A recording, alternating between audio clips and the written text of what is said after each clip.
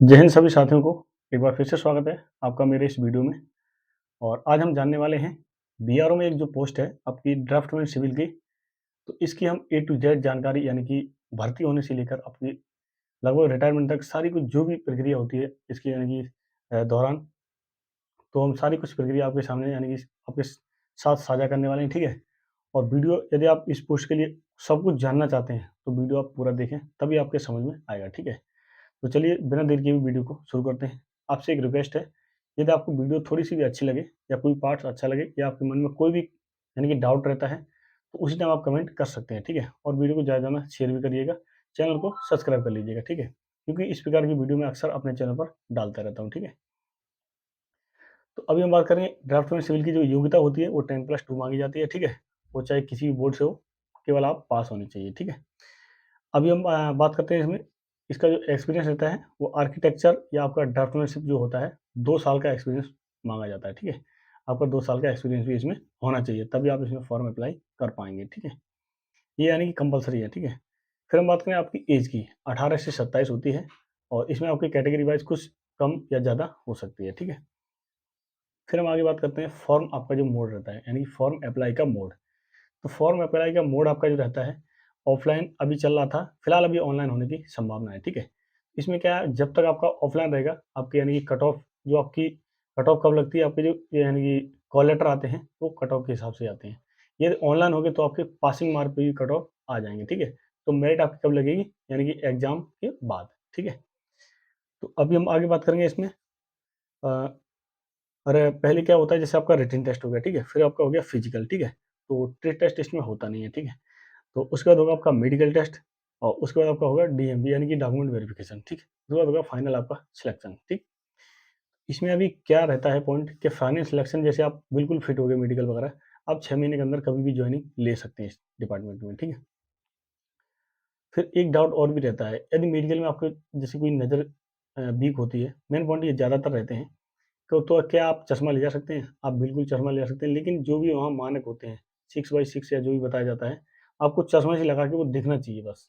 चाहे आप चश्मा लगाइए, कुछ भी मिले, चश्मा लगा के भी आपको यानी कि स्पष्ट दिखना चाहिए। मेन मतलब वो है, यानी कि इसका जो बोलने का रीज़न, मतलब आपको चश्मा लगा के फिट दिखना चाहिए। आपको अगर सिंपल आँखों से नहीं दिख रहा है, तो आपको चश्मा लगा के यानी कि उतनी दूरी से सही दिख जाएगा, तो आप पास हो जाएँगे, ठीक है? फिर हम बात करें आपकी सिलेबस की, ठीक है? तो सिलेबस आपका 30% ट्रेड वाइज़ रहता है और आपका जो 20 यानी कि सॉरी, जैसे 50 क्वेश्चन आते हैं तो 30 जो क्वेश्चन होंगे वो आपके ट्रेड के हिसाब से आएँगे और आपके जो 20 क्वेश्चन होंगे मैथ, रीजनिंग और जीएस के हिसाब से आएँगे, ठीक है? अभी हम बात करें ट्रेनिंग की, आपकी 28 दिन की होगी, ठीक है? या 59 दिन, 75 दिन, 112 डेज़। तो कोई भी आपकी ट्रेनिंग का यानी कि कम या ज़्यादा हो सकती है इसमें। वो आपका डिपेंड करता है आपके वहाँ जो सेंटर में बैठे अधिकारियों के ऊपर, ठीक है? फिर हम आगे बात करते हैं, तो जैसे आपका जिस दिन आपका जैसे अब मेडिकल पास हो गया, आपने जॉइनिंग लिया, तो जॉइनिंग के कुछ समय पश्चात आपका जैसे वहाँ जो भी कसम परेड वगैरह होता है, उसके बाद आपका फाइनली वहाँ अंदर आप जाते हैं आईटीडब्ल्यू जिसे बोलते हैं, जहाँ हम लोग यानी कि रहते हैं, ठीक है? तो वहाँ से आपका जो ट्रेनिंग का वो शुरू होता है, तो वहाँ क्या होता है, आपकी नाइट ड्यूटी भी लगती है, ठीक है? उसके बाद सुबह आपका पीटी होता है, ड्रिल होता है, ठीक है? उसके बाद आपको अनेक कार्य भी कराए जाते हैं, ठीक है? वो आपके ट्रेड से संबंधित या अन्य किसी चीज़ से संबंधित, जैसे आपका कोई फील्ड वर्क हो गया, ठीक है? कोई घास काटना हो गया, किसी मेसन के साथ वर्क करना हो गया, यानी कि जितने भी वर्क होते हैं बीआरओ में, वो सारे कुछ वहाँ जो भी आपको अवेलेबल होंगे, सारे कुछ कराए जाएँगे, ठीक है? लोडिंग अनलोडिंग से लेके हर यानी कि ऑफ़िस वर्क भी आपको करना पड़ सकता है, ठीक है? आगे हम बात करते हैं इसमें, तो एक क्वेश्चन आपका ये भी रहता है, क्या मैं जैसे अभी ये ड्राफ्टमैन सिविल पे भर्ती हो रहा हूँ, क्या मेरे को यही वहाँ काम करना पड़ेगा? तो ट्रेनिंग में ऐसा नहीं होता है, कोई भी आपको काम करना पड़ सकता है, जो भी वहाँ यानी कि अंडर में होता है, ठीक? समय-समय पर आपकी क्लास लगती है, क्लास में आपका क्या होता है, क्लास लेना ज़रूरी होता है, कंपल्सरी होता है। उसमें आपके बीआरओ में यानी कि रहन-सहन के बारे में, उनके जितने भी प्रोजेक्ट हैं, उनके बारे में, ठीक है? और किस प्रकार से आपको रहना है, किस प्रकार के आपके डॉक्यूमेंट जो हैं, वो रहेंगे, आपकी कितनी छुट्टी बनती हैं, वो सारी कुछ इसमें बताई जाएँगी और आपको किस प्रकार से प्रमोशन वगैरह जो होता है, सारी प्रक्रिया उसमें आपको समझाई जाएगी क्लास के दौरान। इसमें आप कुछ कमेंट भी कर सकते हैं, कुछ पूछ भी सकते हैं, यदि आपको समझ में नहीं आता है तो, ठीक है? फिर हम बात करेंगे आपकी ट्रेनिंग में सैलरी। तो जो बेसिक आपका है 29,200 है, प्लस इसमें आपका डीए ऐड रहता है, ठीक है? वो आपके ट्रेनिंग पीरियड के समय, ठीक है? वो इतनी चीज़ आपको मिलती हैं। फिर आगे हम बात करेंगे, हर साल आपका जो यानी कि जो सैलरी होती है उसमें 3 से 4% जो आपकी बेसिक होता है, पूरी सैलरी का नहीं, जो आपका बेसिक होता है उसमें 3 से 4% आपका यानी कि इंक्रीमेंट लगता है साल में 1 बार, ठीक है? फिर हम आगे बात करते हैं, आपकी जो वर्दी का कोड रहता है वो रहता है खाकी, ठीक है? ना कि कुछ इस प्रकार से, ठीक है? वो आपका वर्दी कोड रहता है खाकी, ठीक? तो कुछ क्या करते हैं वर्किंग के दौरान कुछ इस प्रकार की ड्रेस वगैरह पहन लेती हैं, तो शायद यानी कि मेरे हिसाब से नहीं पहनना चाहिए, क्योंकि जो आपकी बीआरओ की जो वर्दी कोड है वो आपका खाकी है, ठीक है? तो वही आप यानी कि पहन सकते हैं, ठीक है? तो आगे हम बात करते हैं आपकी पोस्टिंग के बारे में। तो पोस्टिंग आपकी जैसे आपके जितने भी 18 प्रोजेक्ट हैं बीआरओ में, उनमें आपकी कहीं भी पोस्टिंग आ सकती है, ठीक है? इसमें कोई यानी कि वैसे चॉइस पोस्टिंग नहीं होता है। वैसे आप हाईएलटी से अगर पोस्टिंग आती है तो आपको चॉइस पोस्टिंग के लिए आप लिख के दे सकते हैं। तो आपको यानी कि क्लियर नहीं कि आपको उसमें चॉइस पोस्टिंग मिल ही जाए, ठीक है? जैसे आपका चीफ हेडक्वार्टर हो गया बीआरटीएफ, ठीक है? फिर आपके बीसीसी हो गया, आरसीसी हो गया, आरएमपीएल, तो ऐसे यानी कई सारी जो यानी कि इसकी जो शाखाएँ रहती हैं, उनमें आपकी पोस्टिंग कहीं भी आ सकती है, ठीक है? मोस्टली ज़्यादातर आपके यानी कि जो आरसीसी या बीसीसी रहती है, तो वहाँ आपकी पोस्टिंग आती है। तो इनका जो काम रहता है, ऑफ़िस वर्क का ही रहता है मेरे हिसाब से, ठीक है? तो जो आपकी पोस्ट होती है जीसीओ रैंक में जो आप भर्ती होते हैं, एक स्टेप आपकी रेड यहाँ लगती है। तो जो आपकी रैंक होती है नायब सूबेदार की रहती है, ठीक है? नायब सूबेदार की यानी कि जेसीओ, जूनियर कमीशन ऑफिसर, ठीक है? अब इनका जो काम रहता है मेन, वो रहता है नक्शा बनाना। किसी यानी कि प्रोजेक्ट का यानी कि फॉर्मेट तैयार करना, उसका नींव तैयार करना एक तरह से। जैसे कोई रोड कंस्ट्रक्शन या उसपे ब्रिज बनाना है, तो कितने एवाई एंगल का कहाँ से किस प्रकार से मोड़ के उसको बनाना है और किस जगह बनाने से परफेक्ट रहेगा, या कोई बिल्डिंग का निर्माण हो रहा है या कुछ भी बीआरओ में जो भी कार्य होते हैं, तो वो कहाँ से शुरू करने से ठीक रहेगा, वो यानी कि आप एक तरीके से जो कार्य वर्ग होगा, उसका आप नींव समझ लीजिए कि आप नींव उसका तैयार करेंगे, ठीक है? तो इसमें आपका यानी कि अहम रोल रहता है बीआरओ के अंदर, क्योंकि कोई भी प्रोजेक्ट शुरू होने से पहले उसका यानी कि एक नक्शा बनता है, एक यानी कि एक फॉर्मेट बनता है, एक ढाँचा तैयार होता है, तो उसी के दौरान जो भी कार्यभार होते हैं, उसी के हिसाब से होते हैं, ठीक है? फिर आपका क्या रहता है, वर्किंग जो होता है ऑफ़िस में रहता है, 8 से 10 घंटे की आपकी यानी कि ड्यूटी रहती है। तो आपका ई6 जो यानी कि एक शाखा होती है ऑफ़िस में, ई6 में आपका यानी कि कार्यभार मिलता है, जहाँ आपको लाइब्रेरी वगैरह और भी कुछ छोटे-मोटे काम दिए जाते हैं, यानी कि वो आपको चार्ज में लेने पड़ते हैं, ठीक है? फिर हम आगे बात करते हैं, तो जो मैं ये जो वीडियो बना रहा हूँ, वो आपके केवल एजुकेशन पर्पज़ के लिए बना रहा हूँ, ना कि कोई अन्य उद्देश्य के लिए, ठीक है? तो आपके केवल और केवल जानकारी के लिए मैं ये वीडियो बना रहा हूँ, ठीक है? फिर हम बात करेंगे आपकी जैसे छुट्टी की बात करें, तो छुट्टी वैसे लीव की बात नहीं कर रहा हूँ मैं, आपकी वीकली बता रहा हूँ, ठीक है? जैसे संडे आपका फुल यानी कि छुट्टी रहती है, ठीक है? उस दौरान आपके जैसे वेडनेसडे हो गया, यानी कि बुधवार हो गया, हाफ रहता है और सैटरडे आपका हाफ रहता है, ठीक है? तो ये आपकी छुट्टियाँ मिल जाती हैं। अगर जो भी आपके कुछ त्योहार वगैरह होते हैं, तो उस दौरान भी आपकी जो भी छुट्टी होती है, वो मिलती है आपको, ठीक है? फिर हम आके बात करेंगे आपकी यानी कि पोस्टिंग के बाद सैलरी। तो सैलरी क्या रहती है, देखो देखो 29 या 200 तो आपका बेसिक हो गया, ठीक? उसके बाद डीए आपका ऐड होगा, जो भी चल रहा हो उस समय डीए होगा। उसके बाद आपका अलाउंस होगा, जैसे आपका एचआरए हो गया, तो हार्ड एंड रिस्क अलाउंस हो गया, और भी जो भी वहाँ यूनिट में दायरे में जो भी अलाउंस होंगे, वो सारे के सारे आपको अलाउंस मिलते हैं तुम्हें, ठीक है? चलिए आगे हम बात करते हैं।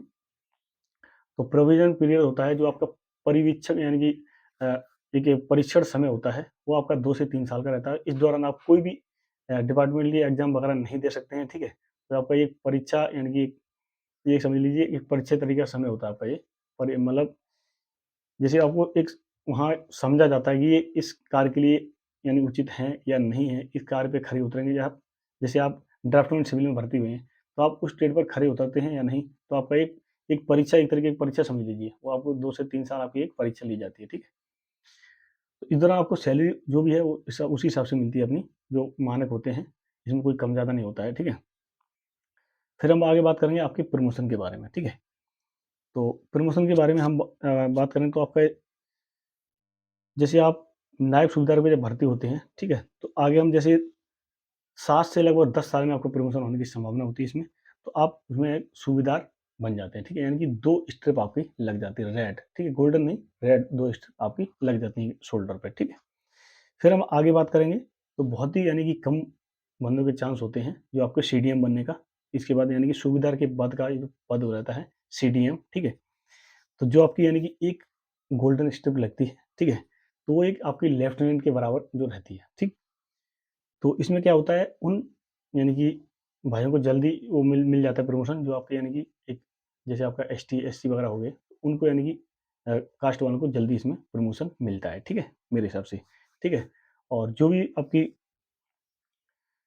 प्रोजेक्ट आपके 18 प्रोजेक्ट हैं, तो इसमें आपके 18 ही जो आपके जो लेफ्टिनेंट होते हैं गोल्डन सीडीएम, वो 18 ही रहते हैं, ठीक है? ये भी आप समझ लीजिए।